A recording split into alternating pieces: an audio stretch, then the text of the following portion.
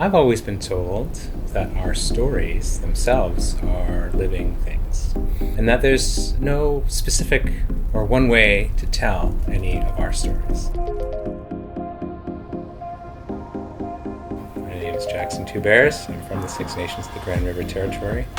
I'm an artist, primarily working in multimedia, video, installation, and sound, and more recently with AI to develop more interactive environments to tell our Haudenosaunee stories in new ways. The project I presented was called Ne Guistarongan Gnutsa Ne Unkwehomwe, which is loosely translates as a big house for the people. Longhouses aren't structures, they're not the materials they're made out of, they're not are even necessarily. They're about the people, the Haudenosaunee people, and it's about our creative cultural practices in that space that make it a sacred place. A lot of our teachings are connected to particular places and locations. And so at a certain point in the project, we were trying to develop a VR version of a longhouse. Unfortunately, after we got a fair ways in the process, after 3D scanning this longhouse, the one in our community burned down. At the point the project kind of shifted, looking to a different kind of way to approach the way we wanted to tell the story. He had initially thought he would be projection mapping onto the real longhouse that unfortunately burned down. So I think he took those assets and inverted them and made them you're inside it instead of outside it, and it surrounds you. The idea was to have a large audio-visual experience projected around you, but in a space where you can be with others as well. Basically, the installation that Jackson brought to Through the Red Door is a life-size virtual world that represented a lot of traditional stories from our community. It just opened up, and in every direction there was something beautiful that you could see for how amazing it was. The Sky Woman Haudenosaunee creation story, but writ large across many screens, and working collectively with many storytellers, dancers, singers, drummers in the community. I think it does take these experimental methods of storytelling and communication to give Indigenous people and multicultural people worldwide the space that they need to properly and effectively convey the value of such work, why we need to gather as a community, why we need to come together and heal collectively as generations.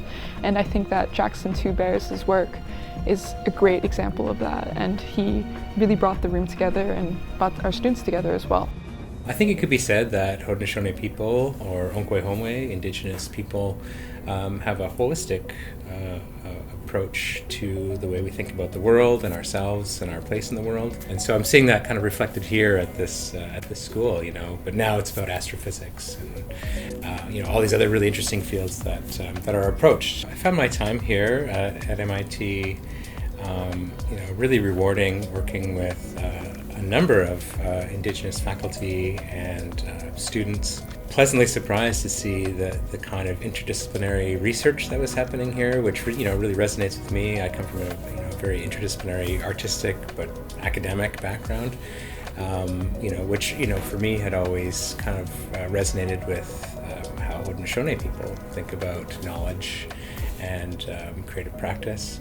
This particular gathering and presentation by Jackson Two Bears was incredibly important and really eye-opening for a lot of our community members, in a way where we can share stories, in a way we can share experiences, in a way in which we can imagine futures together, whether it be virtually or whether it be in person. It is a great opportunity for artists and scholars to learn about new technologies, but also it's an incredible opportunity for the community here at MIT to learn about Indigenous ways of knowing and what and how technologies and science and our whole mission in what we're doing in terms of production of knowledge how it might look different through an Indigenous lens.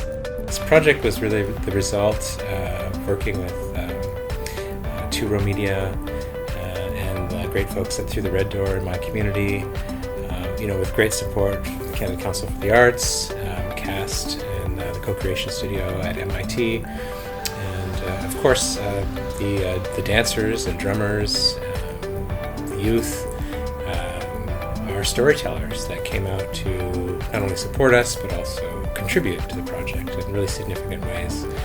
It really was a project made with and in community.